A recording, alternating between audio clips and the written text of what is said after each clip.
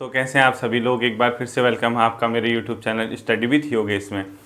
आज जो मैं टॉपिक आपके लिए लेके आया हूँ शायद वो पूरे आपके सिलेबस का, पूरे आपके जो भी एग्ज़ाम होते हैं सरकारी क्षेत्र में या स्पेशली आपका जो भी पीडीओ वाला एग्ज़ाम है, क्योंकि पंचायत से संबंधित एग्ज़ाम है उसकी दृष्टि से तो इम्पोर्टेंट है ही है। ऊपर से उसने सिलेबस में दिया हुआ है। जनरल एग्ज़ाम में भी, चाहे आप केंद्र सरकार की किसी एग्ज़ाम की तैयारी करें, स्टेट गवर्नमेंट की करें, यूकेपीएससी, यूके यूपीपीएससी, कहीं की भी अगर आप तैयारी करते हैं तो ये जो चैप्टर है आपका बहुत ज़्यादा कीमती चैप्टर है, बहुत ज़्यादा महत्वपूर्ण चैप्टर आपका ये है और इसका नाम है भारत में पंचायती राज व्यवस्था। ये टॉपिक मुझे थोड़ा सा डिटेल में पढ़ाना होगा क्योंकि ये पंचायत का एग्ज़ाम है और ये टॉपिक से क्वेश्चन आना ही आना है, तो थोड़ा सा डिटेल से पढ़ाऊंगा। और इस पंचायती राज से संबंधित जो वीडियो हैं वो मैं उत्तराखंड की भी कराऊंगा। पहले मैं आपका जनरल वाला कराता हूँ जो ऑल इंडिया लेवल पे है, यानी जो संवैधानिक प्रावधान है। हो सकता है इसकी 2 से 3 क्लासेज आएँ, ठीक है। और आपको हर क्लास को इक्वल मतलब क्या देना है, वैल्यू देनी है। और ये क्लास तब तक फ़ायदेमंद नहीं होगी जब तक आप इसके सभी भाग न देखें। यानी आज इसका पहला पार्ट आ रहा, इसका दूसरा पार्ट भी आपको उसी उत्साह के साथ देखना होगा जैसे पहला देख रहे हो, क्योंकि तब तक इसका कोई फायदा नहीं है जब तक इसके सभी भाग आप कंप्लीट ना करें, ताकि आपका पूरा एक टॉपिक अच्छे खासे तरीके से तैयार हो जाए। हो सकता है 2 से 3 नंबर जीएस के इसी टॉपिक से आपको देखने को मिले। ये बहुत महत्वपूर्ण टॉपिक है, एक ना एक क्वेश्चन तो आएगा ही आएगा, ठीक है। इस संडे से जो अब संडे आएगा हम लोग लाइव क्विज भी करेंगे और इस संडे का आपका लाइव क्विज का जो टॉपिक होगा, आपको पूरी उत्तराखंड परीक्षावाणी वगैरह उत्तराखंड अपने स्तर पे तैयार करना है। मैं आपसे क्वेश्चन पूछूंगा, रैंडमली पूछूंगा, जो नहीं आएगा नोट करना, बाकी आप लोगों को जो आता होगा वो सही है, ठीक है। साथ ही साथ आपका जो टेलीग्राम ग्रुप है वहाँ आज से मैं क्विज भी दूंगा और लूसेंट वॉइस मैसेज तो हमारा चल ही रहा है, ठीक। तो देखिए आप हेडिंग डालिए भारत में पंचायती राज व्यवस्था, क्या लिखोगे, भारत में पंचायती राज व्यवस्था, यानी पंचायती राज सिस्टम जो है भारत में। स्थानीय स्वशासन लिख दीजिए, यप, स्थानीय स्वशासन, ठीक है। स्थानीय स्वशासन आपने लिखना है। स्थानीय मतलब लोकल, स्वशासन मतलब गवर्नमेंट, ठीक है। यानी इंडिया में जो स्थानीय स्वशासन है उसी के अंदर आपका पंचायती राज वगैरह आते हैं। पहले हल्का सा आइडिया बता देता हूँ कि ये क्या है, थोड़ा तेज पढ़ाऊंगा क्योंकि वीडियो लेंदी ना हो, इसलिए हल्का तेज पढ़ाऊंगा, ठीक है। देखिए होता क्या है, आप सभी लोग जानते हैं हमारे देश का जो सिस्टम है पहले से ही है। अब इतना बड़ा देश है, इतनी बड़ी इसकी भौगोलिक आकृति है, फिजिकल इसका स्ट्रक्चर है, तो क्या आपको ये लगता है कि एक ही जगह से यानी सेंटर लेवल से पूरे भारत का एक ही साथ विकास हो सकता है? यानी इतने इसमें स्टेट हैं, स्टेट के अंदर डिस्ट्रिक्ट आएंगे, डिस्ट्रिक्ट के अंदर ग्रामीण इलाके आएंगे, तो ये एक जगह से अगर आप पूरे देश को मतलब चलाने की कोशिश करोगे तो उससे प्रॉपर डेवलपमेंट, प्रॉपर डेमोक्रेसी नहीं आ पाएगी। क्योंकि जब तक आप लोगों को खुद शासन करने का अधिकार नहीं दोगे, लोगों को शासन में भागीदारी का अधिकार नहीं दोगे, तब तक आपकी चीज़ें सफल नहीं हो सकती हैं। तो सिंपल सा मतलब है स्थानीय स्वशासन का, आप शक्तियों का क्या करो, विकेंद्रीकरण करो, यानी डिसेंट्रलाइजेशन ऑफ द पावर, यानी शक्तियों का आपको विकेंद्रीकरण करना है। एक ही जगह केंद्रीकृत नहीं होनी चाहिए शक्ति, यानी जो पावर है एक सेंट्रलाइज ना होकर उसको डिसेंट्रलाइज करना है। और डिसेंट्रलाइज करना ही इसका उद्देश्य किसका, स्थानीय स्वशासन का। यानी लोकल लेवल पे क्या हो, अपने आप में लोगों को निर्णय लेने का अधिकार हो, शासन में भागीदारी करने का अधिकार हो, उनको कुछ प्रॉपर राइट वगैरह दिए जाएं, उसी के अंदर आपका क्या आता है, स्थानीय स्वशासन आता है। तो खुद सोचिए, सेंटर हुआ, सेंटर के बाद स्टेट आया, स्टेट को अलग शक्तियां दी गई यानी राज्य सरकारें जो होती है। स्टेट के नीचे फिर क्या आया आपका, डिस्ट्रिक्ट लेवल वगैरह आया। तो डिस्ट्रिक्ट लेवल से नीचे फिर क्या आया आपका, ग्रामीण इलाके यानी रूरल इलाके। तो आपको कहीं ना कहीं एक चैन बनानी थी। आप सिर्फ यहां से रूल का पूरे देश का नहीं कर सकते हो, आप शक्तियां यहां दो, यहां से शक्तियां यहां जानी चाहिए, इस प्रकार से शक्तियों को आपने बांटना होगा। यानी स्थानीय स्वशासन का मुख्य उद्देश्य क्या है, शक्तियों का पृथक्करण करके लोगों को सहभागिता मूलक लोकतंत्र देना। यानी सहभागिता मूलक मतलब पार्टिसिपेटरी, यानी पार्टिसिपेशन लोगों का होना चाहिए, वही अपने आप में क्या होता है, स्थानीय स्वशासन होता है। तो ठीक है, तो लोकल सेल्फ गवर्नमेंट इसका फुल फॉर्म होता है स्थानीय स्वशासन का। और इसका सीधा सीधा मतलब क्या है, गांव प्लस जिला स्तर पर शासन। क्या लिखोगे इसका अर्थ, गांव व जिला स्तर पर शासन, गांव व जिला स्तर पर अगर शासन होगा, ठीक है, यानी सिर्फ केंद्र स्तर पर न होकर गांव व जिला स्तर पर शासन ही अपने आप में क्या है, स्थानीय स्वशासन है। और इसमें जैसे आप लोगों ने देखा होगा जिला पंचायतें होती हैं, क्षेत्र पंचायत होते हैं, ग्राम सभाएं होती हैं, ग्राम प्रधान होते हैं, क्षेत्र पंचायत सदस्य होते हैं, उनको शक्तियां देनी है, वहां पे शासन करवाना है, तो उसी को गांव व जिला स्तर पर शासन ही क्या है, अपने आप में स्थानीय स्वशासन है। अब देखिए दूसरी चीज, इसका मुख्य उद्देश्य क्या होता है, अगर पेपर में पूछता है, तो विकेंद्रीकृत शासन यानी डिसेंट्रलाइज्ड पावर, ठीक है, विकेंद्रीकृत यानी विकेंद्रीकरण हो रहा है शासन का, विकेंद्रीकृत शासन यानी केंद्रीकृत मतलब एक ही जगह शक्ति होगी। अगर बताइए दिल्ली में बैठी सरकार, मोदी सरकार ही पूरे देश को चलाए तो पॉसिबल नहीं है, वो कर ही नहीं पाएगी, क्योंकि इतना बड़ा इलाका है, कैसे होगा एक जगह से। लोकल आपके ग्रामीण इलाके में क्या समस्या है वो दिल्ली को कैसे पता चलेगा, वो तो आपके गांव पे ही पता चलेगा ना, आपके ग्राम प्रधान को पता चलेगा, उससे ऊपर के लेवल को पता चलेगा, तो वहां शक्तियां देनी है। तो सबसे पहला काम क्या होगा, विकेंद्रीकृत शासन, ऐसे ही नोट्स बनाना है। दूसरा होना है सहभागिता मूलक लोकतंत्र, ठीक है, इससे क्या होगा, सहभागिता मूलक लोकतंत्र, यानी सहभागिता मतलब पार्टिसिपेटरी मतलब जो होता है उसको बोलते हैं, ठीक है, मूलक लोकतंत्र, इससे डेवलप होता है। अगर कभी क्वेश्चन पूछता है आपसे कि स्थानीय स्वशासन का मुख्य लक्ष्य क्या है, एक विकेंद्रीकृत शासन, सहभागिता मूलक लोकतंत्र, लोगों को शासन में भागीदारी देना है, यानी ग्राम के अंतिम छोर पे यानी देश के अंतिम छोर तक शासन करवाना है लोगों से, उनको लोकतंत्र का हिस्सेदार बनाना है, इसका मुख्य लक्ष्य होता है। अब देखिए ये चीजें भारत में बहुत पहले से चली आ रही हैं, जिसमें एक क्वेश्चन भी पूछता है आपसे, भारत में स्थानीय स्वशासन का पिता किसे कहा जाता है, तो सीधे सीधे लिखिए, भारत में स्थानीय स्वशासन का पिता ये बोला जाता है लॉर्ड रिपन को, और ये बहुत इंपॉर्टेंट क्वेश्चन है, ठीक है। लॉर्ड रिपन को भारत में स्थानीय स्वशासन यानी लोकल सेल्फ गवर्नमेंट का पिता किसे कहा जाता है, लॉर्ड रिपन को। इसने क्या किया था, 1882 में एक प्रस्ताव पारित किया था, किसके लिए, स्थानीय स्वशासन हेतु। 1882 में स्थानीय स्वशासन हेतु प्रस्ताव, यानी इसने कहा था कि लोकल लेवल पे यानी ग्रामीण इलाकों में अपने आप में क्या होना चाहिए, स्वशासन हेतु प्रस्ताव, ठीक है, हेतु प्रस्ताव दिया था, जिस वजह से इसको क्या कहा जाता है, भारत में स्थानीय स्वशासन का प्रस्ताव पिता कहा जाता है। देखिए कौन कहलाता है, लॉर्ड रिपन। इसके बाद स्वतंत्रता से पूर्व अंग्रेजों ने बहुत से मतलब कोशिशें की, अलग अलग एक्ट में थोड़ा थोड़ा प्रावधान लेके आए, वो नहीं देखना है, जैसे 1919 के एक्ट में, 1935 के एक्ट में, वो आपके एग्जाम की दृष्टि से इंपॉर्टेंट नहीं है। मेन चीज आता है स्वतंत्रता के समय क्या कंडीशन थी, ठीक है, यानी देखो इसके दो पक्षधर थे। एक तो इसके पक्ष में थे कि हाँ ग्रामीण स्तर तक लोगों को पावर दी जाए, शक्तियां दी जाए, ताकि वो अपने स्तर से वहां की समस्याओं का निराकरण कर सकें, लोकतंत्र में उसकी भागीदारी हो, राजनीति में भागीदारी हो, वहां चुनाव वगैरह हो, वहां शक्तियां दी जाए। और एक इसके अपोज में थे, वो कहते थे स्थानीय स्वशासन नहीं होना चाहिए। तो इसके पक्षधर कौन थे, देखो स्थानीय स्वशासन के पक्षधर कौन कौन थे, महात्मा गांधी, महात्मा गांधी। इसके अलावा कौन थे, नेहरू जी, दादा भाई नेहरू जी जो पहले थे वो चले गए थे। उसके अलावा लाला लाजपत राय थे। इसके अलावा राजेंद्र प्रसाद, लिख लीजिए आप, राजेंद्र प्रसाद, ठीक है। ये क्या थे, स्थानीय स्वशासन के मतलब पक्ष में थे कि हाँ होना चाहिए, अंतिम छोर पर खड़े व्यक्ति को भी शासन का अधिकार होना चाहिए, ये इसके पक्षधर थे। जबकि इसके विपक्ष में जो थे, इसके खिलाफ थे, वो थे अंबेडकर जी मुख्यतः, ठीक है। क्या लिखोगे, BR अंबेडकर।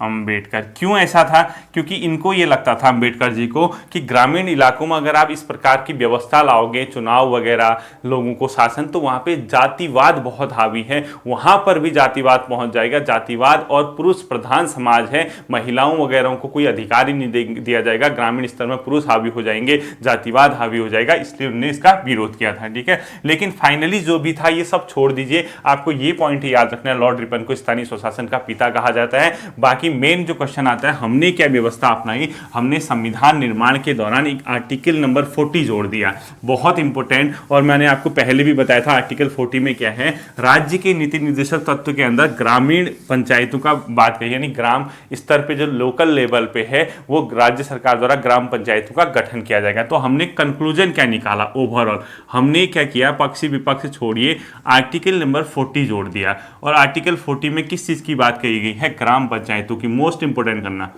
ग्राम पंचायतों की बात कही गई, ठीक है, ग्राम पंचायतों की बात। इसमें क्या होगा, इसमें यह कहा गया कि राज्य जो होते हैं, चाहे कि भारत सरकार हो या स्टेट, क्योंकि आपको मैंने बताया कि राज्य के नीति निर्देशक जो तत्व होते हैं, directive principle of the state policies जो होते हैं, वो बाध्यकारी नहीं होते हैं। आप कोर्ट जाके उसको लागू करवाओ, ऐसा नहीं होगा। राज्यों से कहा गया अगर आपके पास इतना रिसोर्सेज है, संसाधन है कि आप पंचायतों का गठन कर सकते तो करवाइए, ठीक है, कोई आपके लिए बाध्यता नहीं है। तो संविधान निर्माताओं ने बड़ी चालाकी से आर्टिकल 40 में इन सब चीजों को डाल दिया जो विवाद चल रहा था, ठीक है। तो आर्टिकल 40 आपको ये पता होना चाहिए। ग्राम पंचायतों की बात, और ग्राम पंचायतों का गठन कौन करेगा? राज्य द्वारा, ठीक है। राज्य यूपी उत्तराखंड वाला नहीं, राज्य मतलब यहां पर है मतलब पूरा एक भारत सरकार, यानी जो पूरा भारत की बाउंड्री है, ठीक है। राज्य द्वारा ग्राम पंचायतों का गठन और उनको शक्तियां दी जाएंगी, शक्तियां, और उनको प्राधिकार, अथॉरिटीज, उनको क्या दी जाएगी। तो आपको सिंपल सी बात आर्टिकल 40 इंपोर्टेंट कर देना, यहां से क्वेश्चन आपका आता है, ये पॉइंट आपको याद रखना है। अब देखो सबसे मेन चीज है, हम लोगों ने क्या किया, स्वतंत्रता के बाद विभिन्न प्रकार की कमिटीज बनाई।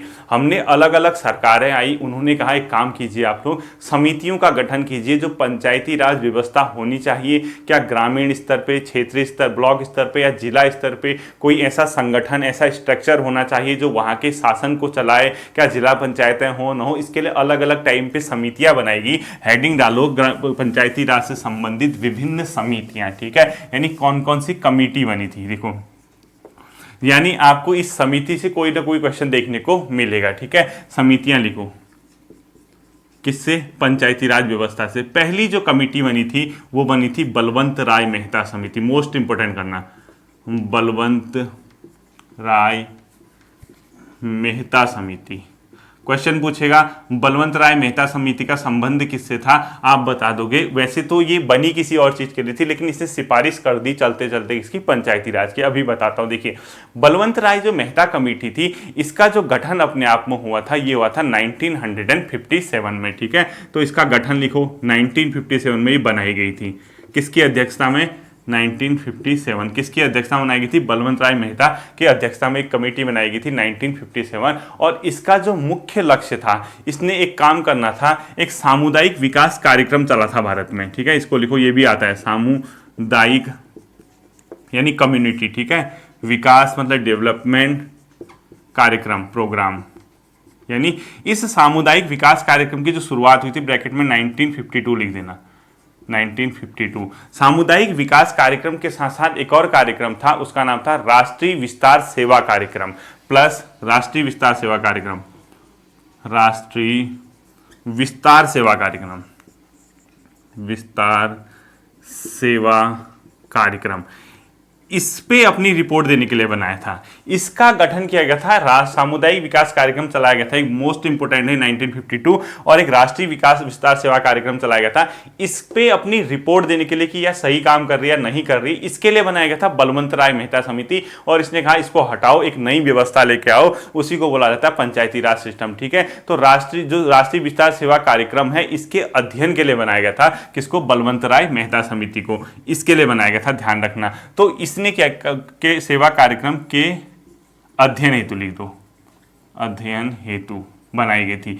तो इसने क्या किया, बलवंत राय मेहता समिति ने, जो इसके चलते चलते एक और चीज दे दी नवंबर 1957 में, जब इसने अपनी रिपोर्ट दी। इसने कहा ये इससे बेहतर मैं आपको बताता हूं, एक और चीज है। रिपोर्ट कब दी? देखो, नवंबर 1957 में। और कहा ये प्रोग्राम सही नहीं है, इससे बेहतर अगर आप जनता की सहभागिता चाहते हो तो एक काम करो, अगर जनता को आप चाहते हो कि पार्टिसिपेट करे आपके सिस्टम में, आप लोग इसको आप लोग नोट कीजिए, एक काम कीजिए, जन सहभागिता हेतु पंचायतों का गठन कीजिए, ठीक है। इसी के सिफारिश के आधार पर पहली बार भारत में क्या हुआ था, पंचायती राज का उद्भव हुआ था। तो इसने क्या कहा, जन सहभागिता हेतु किस चीज का गठन करो कहा था? जन सहभागिता हेतु पंचायतों का गठन करो, बलवंत राय मेहता समिति ने। नहीं, पंचायती राज से इसका जन सहभागिता हो सकती है। जन सहभागिता हेतु क्या होना चाहिए? पंचायती राज आएगा, ठीक है। पंचायती राज किससे आएगा? मतलब जन सहभागिता होगी तभी वो जन सहभागिता किसमें होगी? पंचायती राज में होगी। और इसने इसके लिए 3 स्तर बताए। कितने स्तर बताए? 3 स्तर। बोला कि पंचायत जो होगी 3 स्तरों पे होगी, यानी त्रिस्तरीय होगी, 3 स्तर। पंचायतें कैसी गठित होंगी? 3 स्तरों पे। इसने कहा जनता की अगर आप सहभागिता चाहते हो पंचायती राज लाओ, और वो 3 स्तरों पे होगी। बोला कि एक तो आप ग्रामीण स्तर पे लेके आओ, दूसरा पंचायत स्तर पे, तीसरा जिला स्तर पे। कैसे कैसे होगा? पंचायती राज पहला कहाँ होगा? ग्रामीण स्तर पे, त्रिस्तरीय पंचायती राज व्यवस्था की दी थी, देखना। दूसरा पंचायत स्तर पे, जो क्षेत्र पंचायत बोलते हो आप, पंचायत स्तर। और तीसरा जो होगा डिस्ट्रिक्ट लेवल पे, जिला स्तर। ठीक है, जो अपने आप में ग्रामीण स्तर पे होगा इसका नाम होगा ग्राम पंचायत, जो पंचायत स्तर पे होगा इसका नाम होगा पंचायत समिति, और तीसरे का होगा जिला परिषद। ठीक है, ग्रामीण स्तर पे जो होगा उसका नाम क्या कहा था इसने? ग्राम पंचायत, ग्राम पंचायत। अभी मैं आपको बताता हूं कि इससे क्वेश्चन क्या आता है। पंचायत स्तर पे जो बनेगा वो बनेगी पंचायत समिति, पंचायत समिति। और जबकि जो जिला स्तर पे होगा उसका नाम होगा जिला परिषद, जिला परिषद। अब वो एग्जामिनर आपको यहीं पे पकड़ देगा।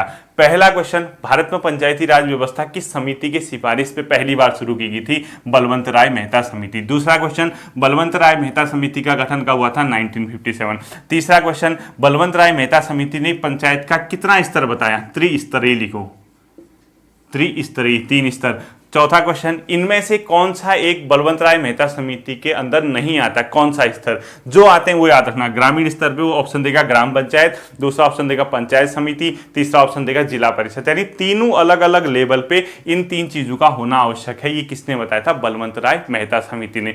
तुरंत इसकी सिफारिश को एक्सेप्ट कर लिया गया भारत सरकार के द्वारा। यानी भारत सरकार के द्वारा, भारत का एक राष्ट्रीय विकास परिषद होता है एनडीसी जिसको कहते हैं, उसने इसकी सिफारिश को एक्सेप्ट कर दिया। तो लिखो एनडीसी, नेशनल डेवलपमेंट काउंसिल, यानी राष्ट्रीय विकास परिषद। इसकी स्थापना हुई थी 1952 में। ठीक है, एनडीसी द्वारा 1958 में इसकी सिफारिश स्वीकार, इसकी मतलब सिफारिश क्या कर दी थी? स्वीकार कर दी थी। ठीक है, सिफारिश को क्या कर लिया गया था? स्वीकार कर लिया गया था।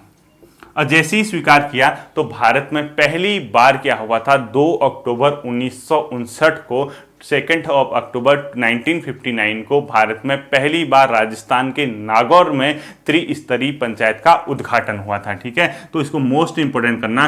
भारत में 2 अक्टूबर 1959 राजस्थान के नागौर में पहली बार त्रिस्तरीय पंचायत का गठन,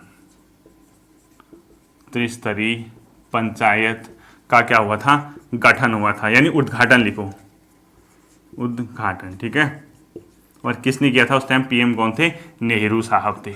तो क्वेश्चन देखना, भारत में पहली बार पंचायती राज व्यवस्था किस राज्य में उद्घाटित हुई? राजस्थान में। कहाँ स्थापित हुई? नागौर में। कितने स्तरीय हुई? 3 स्तरीय। किस समिति की सिफारिश पे हुई? बलवंत राय। कब हुई? 2 अक्टूबर 1959 को। ये सिर्फ उद्घाटन हुआ, जबकि पहली बार इसको इंप्लीमेंट किया गया था आंध्र प्रदेश में। आंध्र प्रदेश में 11 अक्टूबर को इसको क्या किया था? सबसे पहले आंध्र प्रदेश में इसको शुरू कर दिया गया था। 11 अक्टूबर 1959 आंध्र प्रदेश लिखना, हाँ, एपी में।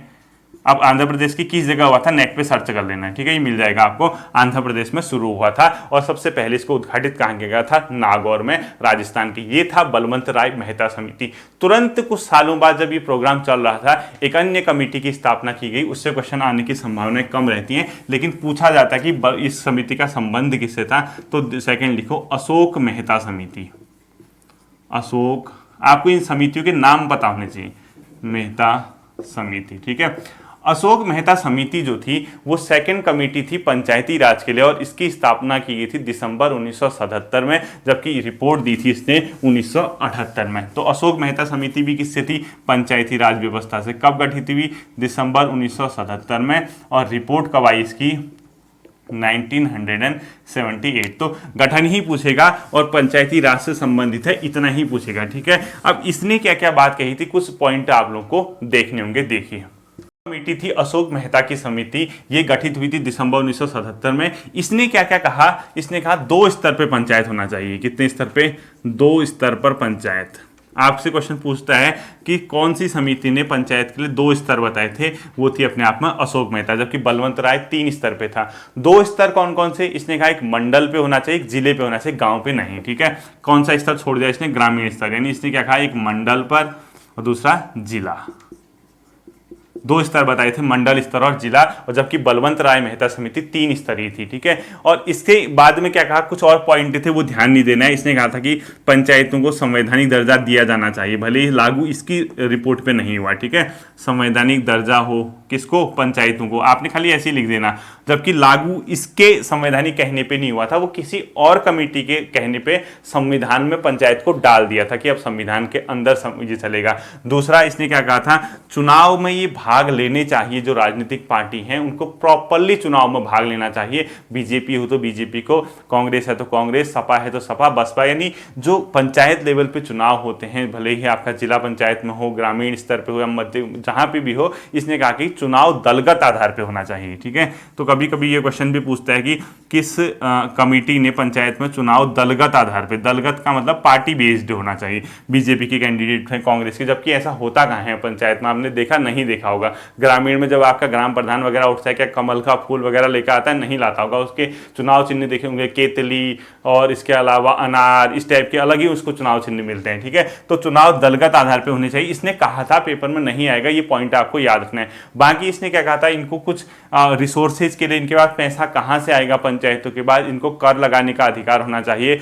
अगर पंचायतों का विघटन हो जाता है तो 6 माह के अंदर आपको चुनाव कराने चाहिए, इस प्रकार की बातें कही थी। अब रियल में अभी क्या इंप्लीमेंट है, अभी क्या लागू है, वो पेपर में आता है, इस समिति में इतने नहीं आते हैं, ठीक है। दूसरा क्या कहा इसने, चुनाव कितने आधार पे, चुनाव विघटन होने पर, यानी अगर 5 साल से पहले पंचायत टूट गई तो उससे चुनाव विघटन होने पर 6 माह के अंदर होने चाहिए, ठीक है। इसने कहा था होने चाहिए, बस अब छोड़ दीजिए इस पॉइंट को, ऐसा पॉइंट नहीं आता आपका। चुनाव अगर विघटन होता है पंचायत को 6 माह के अंदर होना चाहिए। दूसरा, कर लगाने का इनको अधिकार होना चाहिए, कर का अधिकार, टैक्स लगाने को पंचायतों को कुछ अधिकार दो, इस टाइप के पॉइंट दिए थे। आपको सिर्फ ये याद रखना है, इसने 2 स्तर पे कहा था और इसका गठन इतने में हुआ था, और बाकी इतने में से क्वेश्चन नहीं आएगा आपका, ठीक है। तो अगली जो कमेटी बनी थी इसकी तीसरी, वो क्वेश्चन आपका थोड़ा सा नाम में कंफ्यूजन करता है, एक बार पहले भी पूछा जा चुका है वो क्वेश्चन, आप लोग उसको देखना है, ठीक है।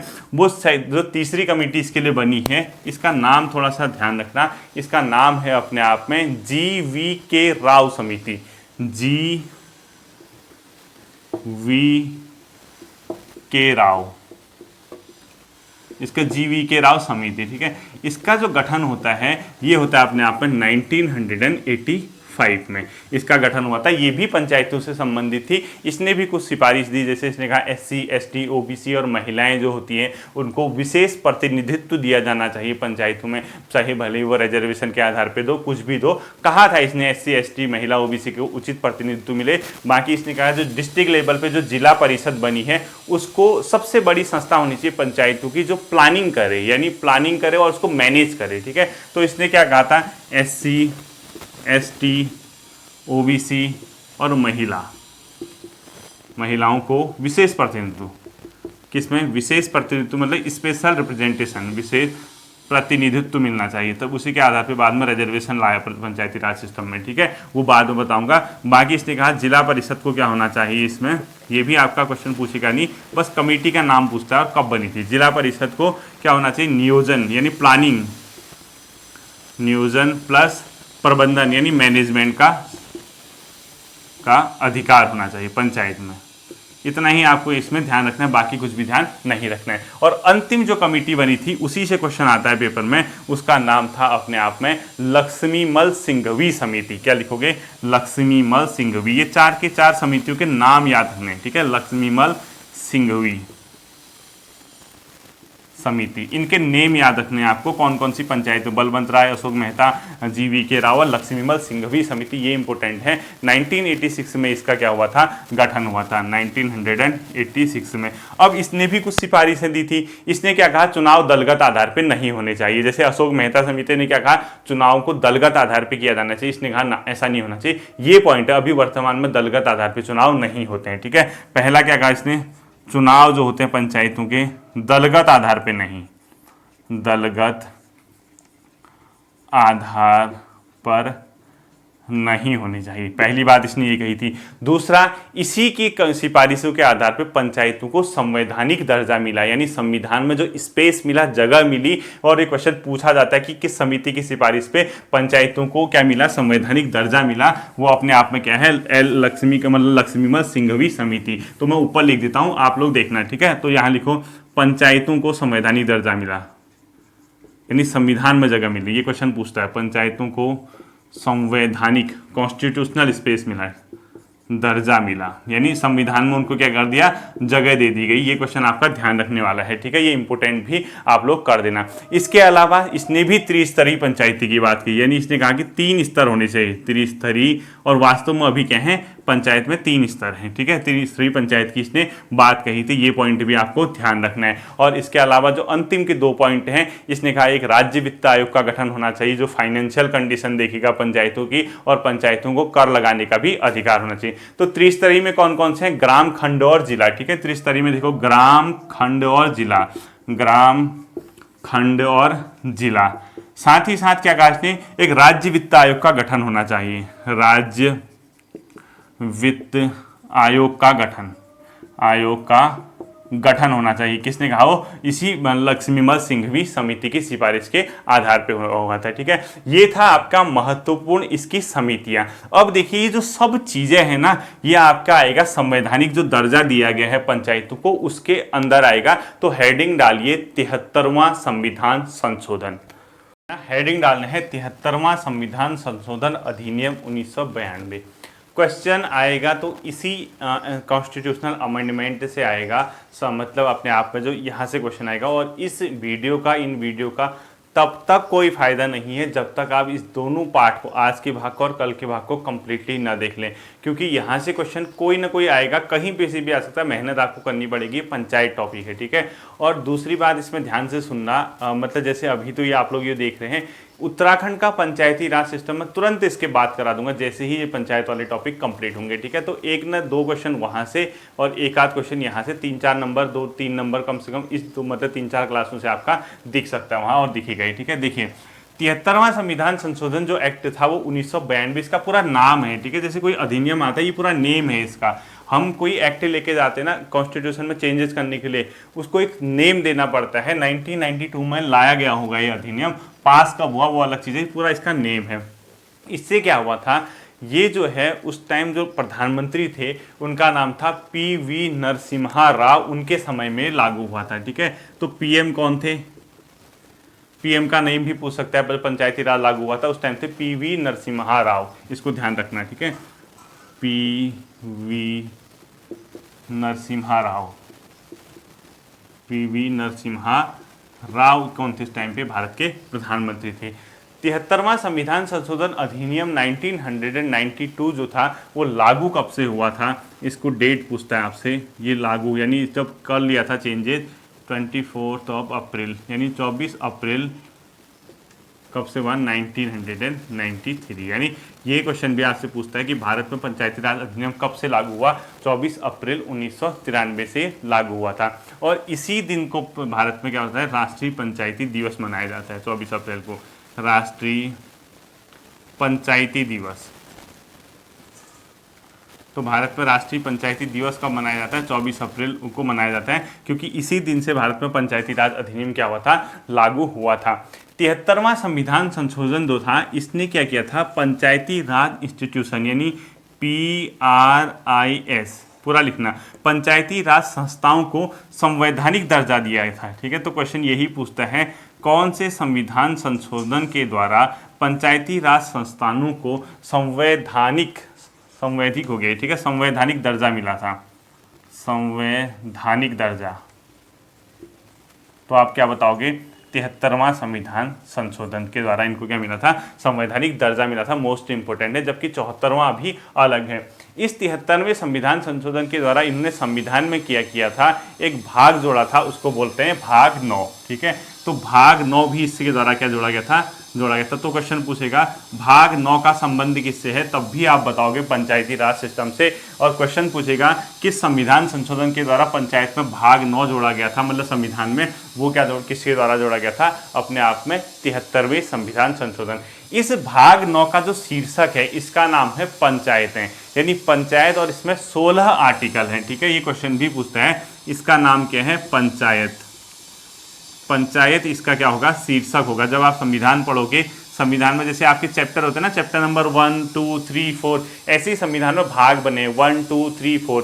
जो 9वां भाग था वो किसके द्वारा जोड़ा गया था, 73rd कॉन्स्टिट्यूशनल अमेंडमेंट के द्वारा, और उसका नाम दे दिएगा पंचायत। क्या नाम दीजिएगा, पंचायत। और इस पर पंचायतों के बारे में वर्णन है आर्टिकल नंबर 243 टू 243 ओ तक। ये क्या है, ओ है। ठीक है, ABCD वाला है ओ, या इसको हिंदी में लिख लीजिए 243 से, ये हिंदी इंग्लिश दोनों में आता है। ठीक है, 243 9 तक। ये अपने आप में इसके आर्टिकल हैं। और इस भाग 9 में कुल कितने अनुच्छेद जोड़े गए, 16 अनुच्छेद जोड़े गए, 16 आर्टिकल। क्वेश्चन दोनों तरीके से, संविधान में कौन सा भाग जोड़ा गया, कितने आर्टिकल जोड़े गए, और किस शीर्षक के साथ, कहां से कहां तक पंचायतों का वर्णन है, 243 से 243 ओ तक, या 243 से 243 9 तक। ठीक है, ये आपको पूरे के पूरे आपको याद होने चाहिए, ये वाले। इसी के साथ संविधान में एक शेड्यूल जोड़ा गया, मैंने आपको अनुसूची पढ़ा रखी है, उस अनुसूची का नाम है, आपको याद रखना चाहिए, 11वीं अनुसूची। तो संविधान में कौन सी अनुसूची पंचायती राज व्यवस्था से संबंधित है, आप बताओगे 11वीं। संविधान में कौन सी अनुसूची को 73वें संविधान संशोधन के द्वारा जोड़ा गया था, 11वीं। आपसे पूछेगा 11वीं अनुसूची को संविधान में किस संविधान संशोधन द्वारा जोड़ा गया, 73वां। और इस 11वीं अनुसूची में आपकी जानकारी के लिए बता दूं, 29 विषय रखे गए हैं, यानी 29 सब्जेक्ट रखे गए हैं, जिसके तहत आपको क्वेश्चन पूछता है। और ये 29 विषय जो होते हैं, इन पे पंचायतों को कानून बनाने का अधिकार होता है, यानी वो उस पर काम कर सकती हैं। कोई विदेश व्यापार नहीं होगा उसमें। ठीक है, कोई आपका परमाणु से संबंधित कानून नहीं होगा, कोई अंतरिक्ष से संबंधित नहीं। जो लोकल की समस्या है, जो लोकल लेवल पे सॉल्व हो सकती हैं, वो चीजें इसमें डाली गई। तो 11वीं अनुसूची में कितने विषय हैं पूछता है आपको, 29 विषय। अब पुराने पेपर कभी उठा के देखना, आपको कहीं ना कहीं पेपर में क्वेश्चन दिखेगा बहुत बार, इनमें से पंचायत के अंदर कौन सा विषय आता है, कौन सा नहीं आता है। पूरा एक लिस्ट बना रहा हूं, 29 विषय लिख दूंगा, याद कैसे नहीं करना है, समझना है। कैसे समझना है वो देखिए, लिखिए पंचायत के 29 विषय करना है। ये जो है 29 विषय हैं, यहाँ से क्वेश्चन आता ही आता है, कौन सा है कौन सा नहीं। अभी लास्ट में एक प्रवक्ता का एग्जाम होता है, वहाँ भी आपको देखने को मिलेगा। क्वेश्चन ही यही पूछा जाता है कि इनमें से कौन सा एक पंचायत के अंदर विषय सम्मिलित है या नहीं है। अब देखना, ये जो है, ये जो बोर्ड में लिखा गया है, ये भले ही आपको थोड़ा सा बहुत मतलब मिक्सअप टाइप का लग रहा होगा, मैं बता दूंगा क्या क्या लिखना है। एक चीज़ ध्यान देना, आपको यहाँ से जो चीज़ें सेलेक्ट करनी है वो किस हिसाब से पेपर में आती हैं, आप ये खुद दिमाग लगाना। पंचायत स्तर पे यानी ग्रामीण स्तर पे, जिला स्तर पे कौन सी चीज़ें हो सकती हैं जो वहाँ पाई जाएंगी ना, वहाँ का अधिकार उनको दिया जाएगा। ठीक है, पहला देखना, कृषि विस्तार। कृषि या कृषि का विस्तार जो होता है वो पंचायत के अंदर एक सब्जेक्ट दिया गया है राज्य सरकारों के द्वारा, तो ये कृषि का विस्तार कर सकते हैं। दूसरा, भूमि का विकास। खुद बताइए, भूमि वगैरह ग्रामीण इलाकों में चाहे भूमि विकास करना है, चकबंदी करना है, भूमि का संरक्षण करना, ये होगा या नहीं होगा, बिल्कुल होगा, ये दूसरा पॉइंट है। ठीक है, लैंड से संबंधित अधिकार पंचायतों को दिए गए हैं, एग्रीकल्चर से अधिकार पंचायतों को दिए हैं। विदेश व्यापार नहीं दिया होगा, अणु शस्त्र अस्त्र नहीं दिया होगा, या इस टाइप की चीजें नहीं दी होंगी। ठीक है, तीसरा, लघु सिंचाई। क्या ग्रामीण स्तर पे या डिस्ट्रिक्ट लेवल पे सिंचाई का काम दे सकते हैं, नहीं दे सकते, बिल्कुल। वाटर का मैनेजमेंट तो हर कोई करना चाहिए, तो पंचायतों को क्या, ये व्यक्तिगत आदमी को भी खुद करना चाहिए। जल का जितना बढ़िया प्रबंधन किया जा सके, ये भी पंचायत को अधिकार दिया गया। पशुपालन, डेयरी और कुक्कुट। ठीक है, ये सब चीजें किसके अंदर है, अपने आप में पंचायत, यानी पशुपालन से संबंधित वो अपना नीति वगैरह या पशुपालन से संबंधित काम कर सकते हैं, डेयरी उद्योग वगैरह के लिए काम कर सकते हैं, कुक्कुट वगैरह के लिए काम कर सकते हैं। ठीक है, नेक्स्ट देखिए, मत्स्य उद्योग, मछली वगैरह से संबंधित पंचायतों को अधिकार दिए गए। सामाजिक वानिकी, जो सोशल फॉरेस्ट्री होती है, या फार्म वानिकी, ये एक ही चीज़ है, ये पंचायतों का छठा अधिकार है। इसके अलावा लघु वन उपज जो होते हैं, छोटे छोटे वनों में जो उपज होते हैं लघु वनों में, वो। इसके अलावा लघु उद्योग, छोटे उद्योग, अपने आप में पंचायतों को इस पर भी काम करने को अधिकार दिया गया है। साथ ही साथ 9वां पॉइंट है, खादी, ग्राम और कुटीर उद्योग, जो भी हैं आपके, ये भी पंचायतों के अंदर आते हैं, खादी, ग्राम और कुटीर उद्योग से संबंधित चीजें। ठीक है, साथ में पेयजल, पेयजल से संबंधित नीति बना सकते हैं, ईंधन व चारा के लिए काम कर सकते हैं। नेक्स्ट आता है आपका ग्रामीण आवासन, यानी ग्रामीण लेवल पे जो आवास के लिए व्यवस्था होती है वो इसको दिया गया है, हाँ इस पे काम कर सकते हो। आपने गांव में देखा होगा, छोटे छोटे सड़क बनाती हैं पंचायतें, पुलियाएं बनाती हैं, पुल बनाते हैं, आपके गांव में जलमार्ग होते हैं छोटे छोटे, का भी पूरा 13वां पॉइंट है, सड़कें, पुलियां, पुल और जल मार्ग, ये भी पंचायतों को अधिकार दिया गया है। नेक्स्ट, ग्रामीण विद्युतीकरण, यानी ग्रामीण लेवल पे जो विद्युतीकरण होता है, ये नॉर्मल विद्युतीकरण नहीं है, जैसे सौर ऊर्जा वगैरह पंचायतों में लगते हैं, वही ग्रामीण विद्युतीकरण है। साथ में गरीबी उन्मूलन कार्यक्रम, यानी पंचायतें ऐसे काम कर सकते हैं जिससे गरीबी में कमी आए, यानी गरीबी उन्मूलन से संबंधित कार्यक्रम। ठीक है, नेक्स्ट आता है शिक्षा। शिक्षा कौन सी? प्राथमिक और माध्यमिक विद्यालय की शिक्षा के लिए भी यहाँ पे पंचायतों को थोड़े बहुत अधिकार दिए गए हैं। तकनीकी प्रशिक्षण और व्यावसायिक शिक्षा, यानी टेक्निकल एजुकेशन जो होता है या व्यावसायिक शिक्षा होती है, इसके लिए भी पंचायतों को राइट दिए गए हैं, अधिकार दिए गए हैं। ठीक है, नेक्स्ट आता है आपका पुस्तकालय। पुस्तकालय से संबंधित अधिकार, लाइब्रेरी वगैरह बना सकते हैं। बाजार व मेले से संबंधित अधिकार दिए गए हैं। साथ में प्रौढ़ व औपचारिक शिक्षा से संबंधित अधिकार हैं, प्रौढ़ व औपचारिक शिक्षा। इसके अलावा सांस्कृतिक क्रियाकलाप होते हैं पंचायतों में, इसको अधिकार दिया गया है। स्वास्थ्य व स्वच्छता से संबंधित अधिकार पंचायतों को दिए गए हैं। परिवार के कल्याण के लिए परिवार कल्याण अधिकार हैं। महिला व बाल विकास से संबंधित पंचायतों को अधिकार दिए गए हैं। इसके अलावा अपारंपरिक ऊर्जा के स्रोत, 2 स्रोत हैं ऊर्जा के, पारंपरिक और अपारंपरिक, ये सब मैं जियोग्राफी में वगैरह पढ़ाऊंगा।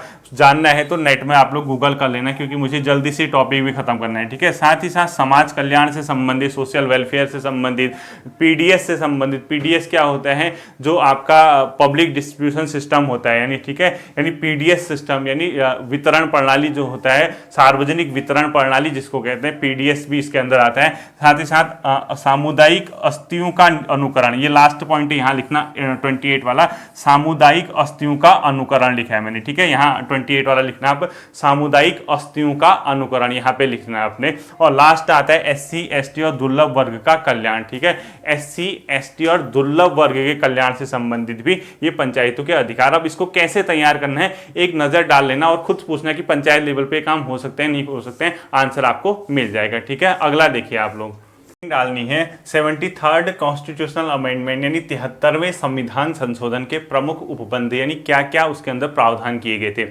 अब देखिए, आज की और कल की क्लास जब आप पूरी हो जाएगी आपकी, उसके बाद कल एंड में क्या क्या क्वेश्चन यहाँ से आ सकते हैं वो पिक करवा दूंगा। ठीक है, ज़्यादा परेशान होने की ज़रूरत नहीं है, मुझे भी मेहनत लग रही होगी, इतनी लेंथी वीडियो बनाने हैं, समझाना है, तो आपको तो बना बुनी मिल रहा है, परोसा है आपकी थाली में, आप भी कर सकते हैं। जब मैं इस वीडियो को बना सकता हूं तो आप तो सिर्फ समझी हुई चीज़ को पढ़ लें। ठीक है, तो मैं अभी आज को 3 आर्टिकल बता देता हूँ इसके, हमने यहाँ तक पहुँचना है, तब जाके हमारा ये एंड होगा और क्वेश्चन इन्हीं से आएगा। आर्टिकल भले ही ना पूछे, क्वेश्चन वहीं से पिक करता हो। ठीक है, कैसे कैसे आएगा, जब उत्तराखंड का पंचायती राज पढ़ाऊंगा तो यहाँ से हेल्प मिल जाएगी आपको, बहुत आसान हो जाती है चीज़ें।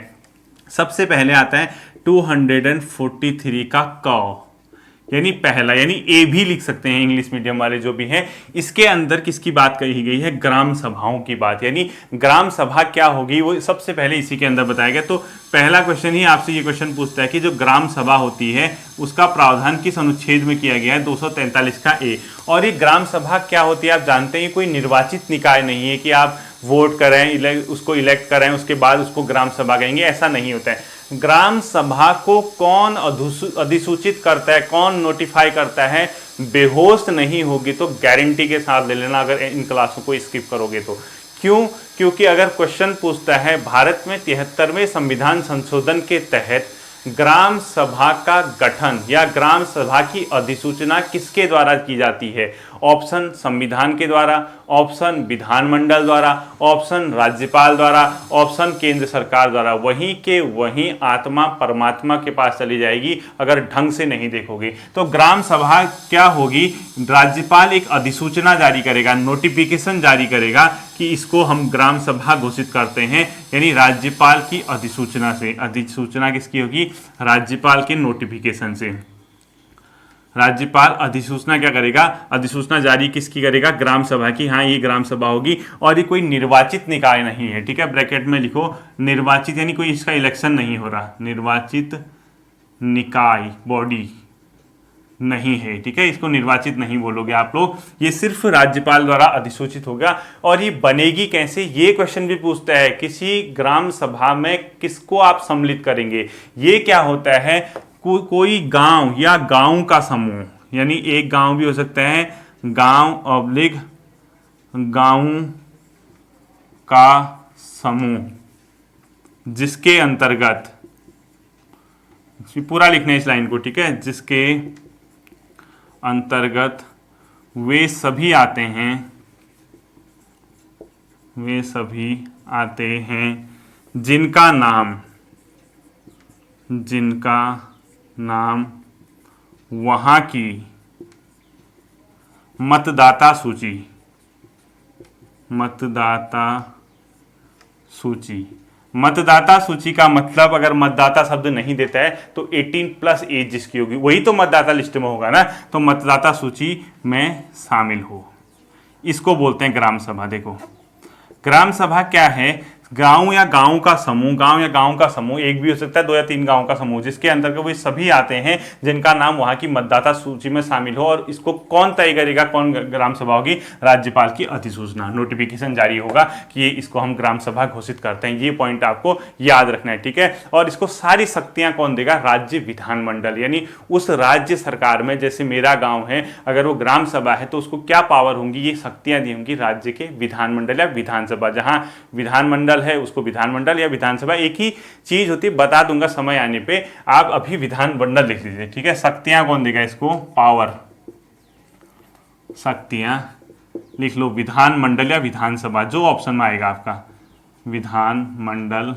जहां विधानमंडल होगा वहां विधानमंडल, जहां विधानसभा होगी वहां विधानसभा, ठीक है। इसको बोलते हैं ग्राम सभा। दूसरा आता है पंचायत का गठन कहाँ होता है। एक चीज याद रखना, पंचायतों का गठन त्रिस्तरीय वहां होगा, 3 स्तर वहां होंगे जहां 20 लाख से अधिक जनसंख्या है, 20 लाख या 20 लाख से अधिक जनसंख्या होगी वहां पंचायत त्रिस्तरीय होगी। और जहां पंचायत में 20 लाख से कम मेंबर हैं वहां क्या होगी, 2 स्तर की पंचायत होगी, ठीक है। एक नोट करके पॉइंट ही लिखो, नोट लिखना, यदि नोट करके लिखना, ठीक है। यदि कहीं की जनसंख्या, यदि किसी राज्य की जनसंख्या, नोट लिखना, ठीक है, ये बहुत इंपॉर्टेंट है नोट, यदि किसी राज्य की जनसंख्या, यदि किसी राज्य की जनसंख्या 20 लाख या 20 से अधिक है, राज्य की जनसंख्या 20/20 लाख, मतलब 20 लाख है, ठीक है, या 20 लाख या 20 लाख प्लस है, 20 लाख या 20 लाख से अधिक है, तो वहां त्रिस्तरीय पंचायत होगी, त्रिस्तरीय पंचायत, ठीक है। और यदि 20 लाख से कम है, यदि 20 लाख से कम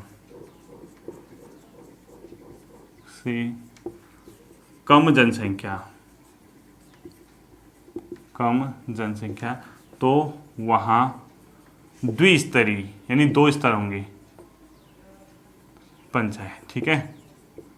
ये पॉइंट याद रखना, 20 लाख से अधिक जनसंख्या या 20 लाख या 20 लाख से अधिक जनसंख्या होगी तो वहाँ 3 स्तर होते हैं पंचायतों के, ग्रामीण स्तर, मध्य स्तर और जिला स्तर। जहाँ 2 होंगे वहाँ पे जो है मध्य स्तर गायब हो जाता है। अब आपका होमवर्क दे रहा हूँ मैं आपको, आपका काम होगा नेट से, गूगल से सर्च करने का, भारत के किन राज्यों में द्विस्तरीय पंचायत है, यानी 3 स्तर नहीं पाए जाते हैं, केवल 2 स्तर हैं। तो ऐसे राज्य जिनकी जनसंख्या 20 लाख या 20 लाख से अधिक होगी वहाँ क्या होगा, अपने आप में 3 स्तर होंगे पंचायत के, जबकि इससे कम में 2 स्तर पंचायत के होते हैं, ठीक है। अब देखो पंचायत क्या होती है, पंचायत, इसका जो वर्णन किया गया है पंचायतों का वो किया गया है 243 ख में, दूसरा वाला, ठीक है, बी वाला 243 ख में। और ये कैसे तय किया गया है, इसका नाम अलग अलग राज्यों में कुछ भी हो सकता है, ठीक है। इसमें एक ग्राम होगा, एक मध्यवर्ती स्तर होगा, एक जिला स्तर होगा, लेकिन जनसंख्या आपको मैंने बता दी किस आधार पे होगा।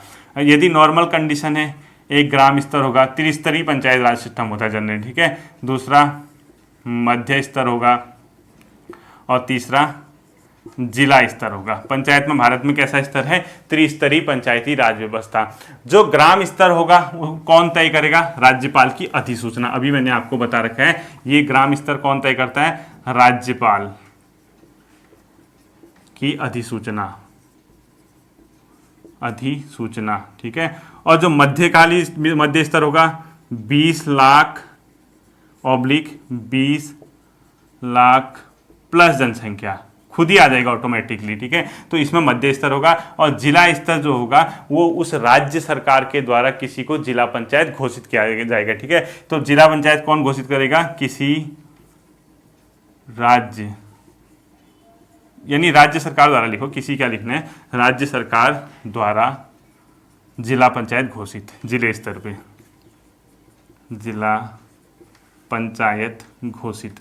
तो सिंपल सी बात है, किसी को जिला पंचायत कौन घोषित कर सकता है? राज्य सरकार। किसी को ग्राम स्तर कौन घोषित करेगा? राज्यपाल की अधिसूचना। और मध्य स्तर कौन सा होगा? वो 20 लाख से अधिक या 20 लाख जनसंख्या है तो ऑटोमेटिकली वहां पे क्या हो जाएगा? मध्य स्तर हो जाएगा। और आज की क्लास का अंतिम जो आर्टिकल आता है वो लिखते हो 243 का ग, तीसरा, ठीक है, 243 का ग यानी सी। इसमें क्या है? पंचायत की संरचना, स्ट्रक्चर कैसा होगा, पंचायत संरचना।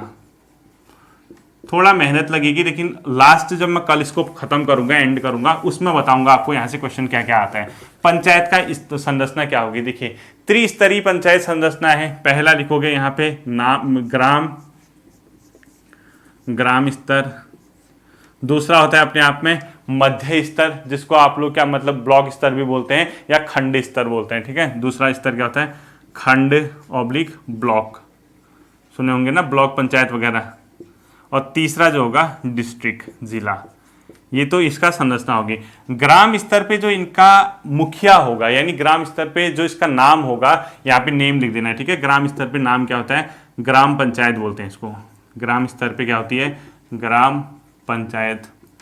मध्य स्तर पे यानी खंड या ब्लॉक लेवल पे होता है क्षेत्र पंचायत। और तीसरी पे होता है जिला पंचायत, इसको बोलते हैं क्षेत्र पंचायत। और तीसरे वाले पे क्या होता है? को बोलते हैं जिला पंचायत, ठीक है। अब ये तो नाम हो गया इनका। यहां इनका प्रमुख कौन होगा बताओ? ग्राम पंचायत में प्रमुख कौन होता है? या तो प्रधान होता है, या सरपंच होता है, या मुखिया होता है। इसके अलावा कोई और भी होता है? ये बता दीजिए मुझे, ठीक है। क्षेत्र पंचायत में कौन होगा? प्रमुख। प्रमुख ही बोलते हैं इसको, ब्लॉक प्रमुख बोलते हैं ना आप लोग, उसी को प्रमुख बोलते हैं, ठीक है, ब्लॉक प्रमुख जिसको बोलते हैं। और जिला पंचायत पे या तो इसका नाम अध्यक्ष होगा, जिला पंचायत अध्यक्ष कहते हो, या इसका चेयरमैन होगा। अब इन लोगों का चुनाव कैसे होता है? इसका चुनाव होता है प्रत्यक्ष, यानी जनता खुद वोट देगी, इसका होगा, ठीक है, इसका जो प्रधान वगैरह है। जबकि इनका अप्रत्यक्ष होगा, इसको आप लोग वोट नहीं दोगे, अप्रत्यक्ष। और इसका भी अप्रत्यक्ष।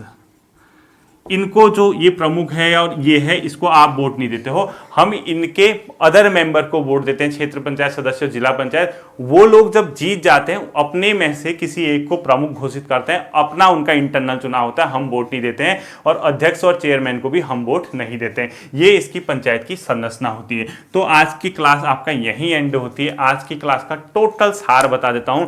पंचायती राज के लिए कौन कौन सी समितियां बनी, उसकी इस ईयर याद रखना, ठीक है, कब कब कौन कौन सी बनी। पंचायती राज को कौन से संविधान संशोधन द्वारा संवैधानिक मान्यता दी, कब उसको लागू किया। पंचायत कितने लेवल पे होती है, कौन किस लेवल पे अधिसूचना द्वारा या गठन करता है, ये सब पॉइंट आपको याद रखने हैं। नेक्स्ट क्लास में फिर मिलूंगा, इस टॉपिक को एंड करेंगे। अपना ध्यान रखिए, रिवाइज कीजिए। Thank you.